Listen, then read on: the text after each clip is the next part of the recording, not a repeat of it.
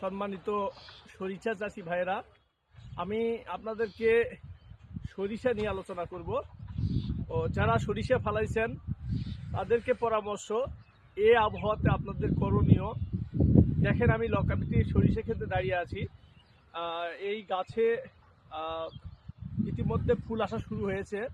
তো করণীয় হচ্ছে, এখন আপনারা রোবলাল স্প্রে করতে হবে, সাথে অ্যাফিড জাসিস থিপস এবং কারেন্ট পোকার জন্য আপনারা ইমিডাক্লোপিড গ্রুপের ইমিটাপ গেইন এই গ্রুপের ওষুধ সঙ্গে দিতে হবে।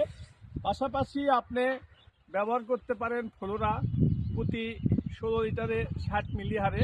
তাতে কি হবে, আপনার দানাগুলো পরিপুষ্ট হবে। তাই আমার পরামর্শ সরিষা চাষি ভাইদের জন্য, এমতো অবস্থায় আপনারা রোবলাল এবং ইমিডাক্লোপিড গ্রুপের ওষুধ, ইমিটাপ গেইন এই গ্রুপের ওষুধ, পাশাপাশি ফ্লোরা আপনারা সরিষাতে স্প্রে করবেন। এবং ফুল যখন ঝরে যাবে, ফুল ঝরে যাওয়ার পরে আর একটা আপনারা স্প্রে করবেন, সেটিও দিবেন আপনারা রোবলাল।